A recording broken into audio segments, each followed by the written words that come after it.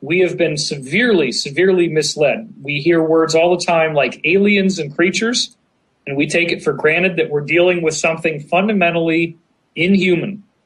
Nothing could be further than the truth. What we're actually dealing with is that the universe itself is sentient, the galaxy is programmed to create biological life, and that biological life will be hominid in our galaxy. It will have a head, it will have eyes, nose, mouth.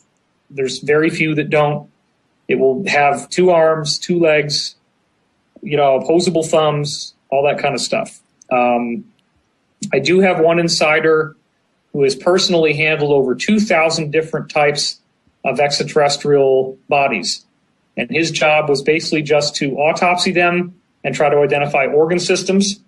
So I have a lot of different descriptions of what different types of ETs look like. And I can tell you that probably the most divergent one that he ever saw was kind of like a jellyfish hominid. And it basically had no real discernible facial features. The body looked like clear gel, except for a spot in the head and a spot in the middle of the chest. And when he autopsied it, he wasn't able to identify anything resembling an organ system. It was all just gel. But most of the beings that are out there are human-like or actually human-looking. And in fact, we have been visited by multiple human groups, and they all have tinkered with our DNA. We are like a genetics wonderland. Our DNA has been spliced and respliced and tinkered with so many different races. There's actually 40 different extraterrestrial groups, most of whom are human or human-like, and some of which look just like people on Earth. There's one group that looks exactly like the Maoris from New Zealand, for example. There's a couple other groups that look just like Asians on Earth. I now have found out there is a group that looks like black people. They look like the Zulu tribe, actually, that type of a physique, except that they're really tall and really skinny. So all the different types of people that are on Earth have extraterrestrial families.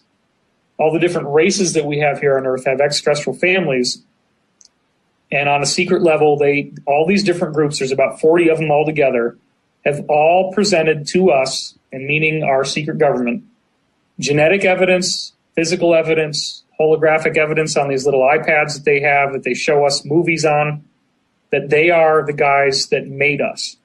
How do we tell? They can't all be right. Yeah. How do we know when one is standing next to us? Are we able to tell the difference? Is there something that sticks out? In some cases, it would be absolutely impossible not to know that you're in front of something very, very unusual. Some of these people, there are micro ETs that are literally no bigger than about 1 centimeter to 1 inch in height. There are some, in fact, my guy that handled 2,000, the largest one that he ever saw was about 45 feet tall and looked like it was made out of rocks. But the average groups that we see, we're actually a little bit taller than average. The overall average, if you really wanted to standardize it, of height is about waist high for us, or maybe a little bit taller. There are obviously other groups that are taller than us, some of which are significantly taller.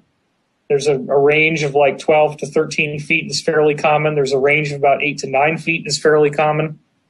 But we're actually among the taller groups. Now, most of them do look predominantly human, but you're going to have some discrepancies. You're going to have, for example, all different types of skin color.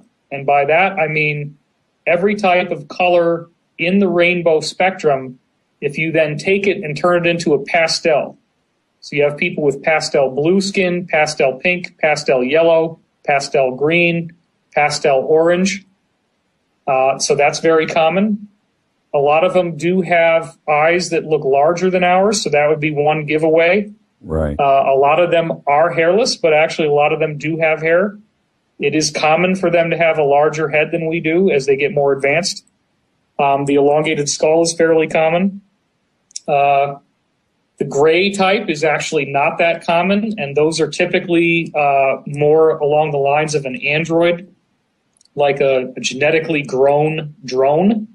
It's like they call them programmable life forms. So grays, that type, does not usually evolve naturally. They're genetic experiments, basically. They don't have a soul or a conscience. They're just a machine. It's sort of like an advanced biological robot, yeah. Yeah, right. They can be programmed to perform certain tasks. I mean, they are sentient, but they're not. They would not have a typical type of soul evolution like we would think of. There are multiple ET groups, and it's not like the Lone Ranger where, okay, he wears the white mask, he's the good guy, and the other guy wears the black costume, and he's the bad guy. Okay. I got you. I mean, basically what we're dealing with is different groups with different agendas, some of which are more positive than others. And there are also positive beings that are multidimensional that largely stay out of the way. And most of these ETs that I've been talking to you about and describing are not even aware that these higher dimensional beings exist.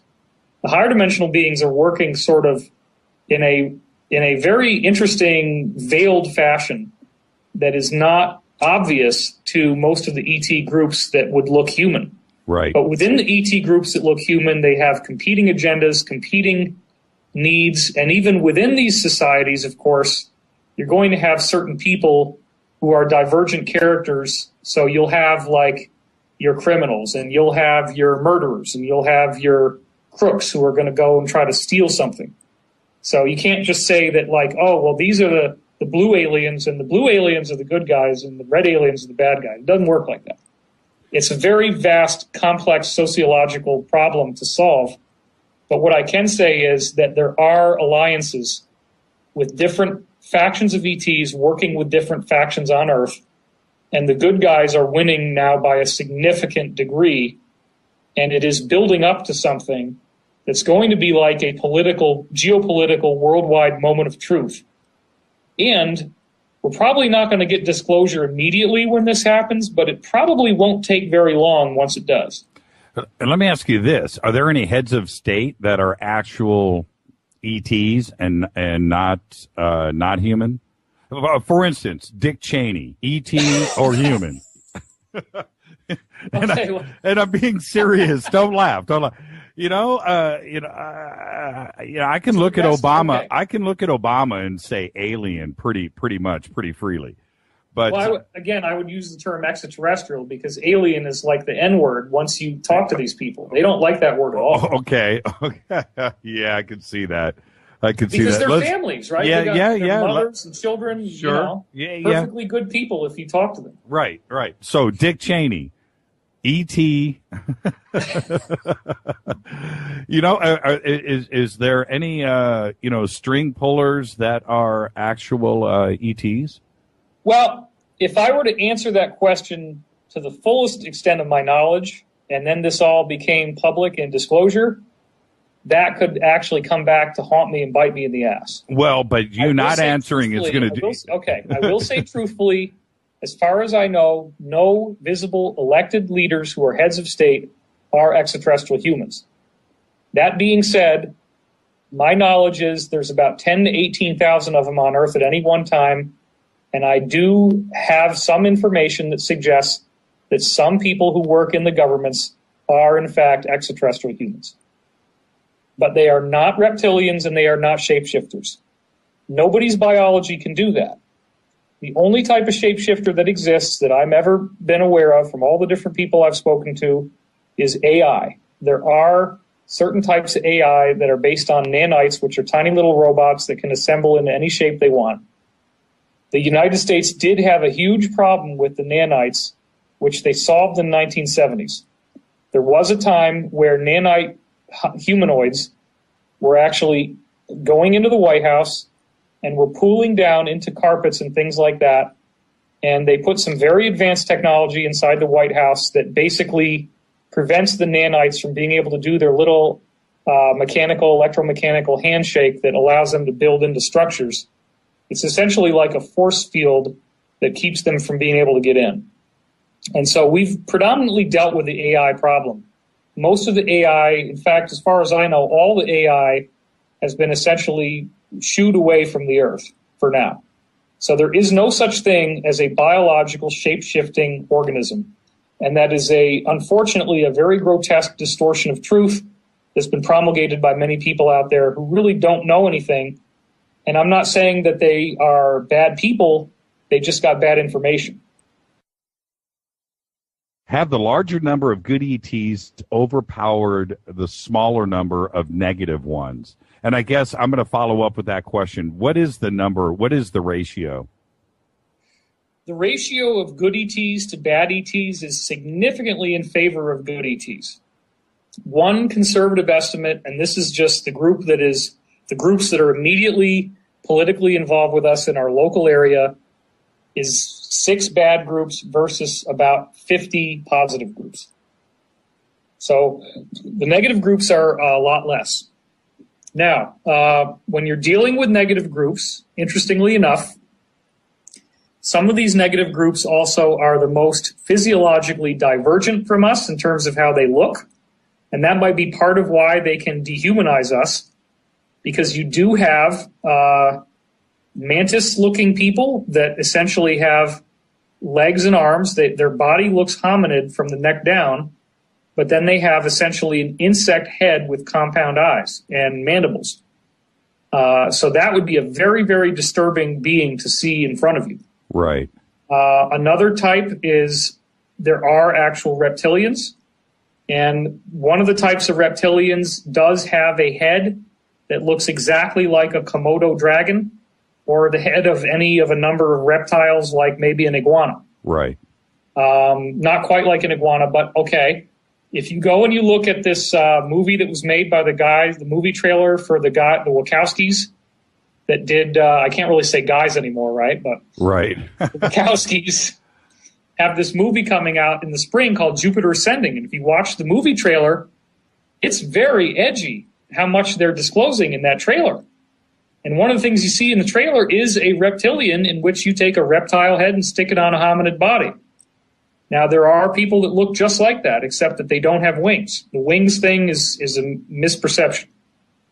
Then you also have reptoids, which have reptilian-like features, including scales and vertical slit pupils, but their heads would be more like what we would think of as a gray, where it's a large head, large almond-shaped eyes, but with the vertical slit pupils, and they have more like a nose and mouth, whereas these other groups actually just have a snout and teeth, and they don't have any type of human-looking nose and mouth as we would normally think of it. Have you seen, with your insiders, with this type of information, have you seen photographs and such?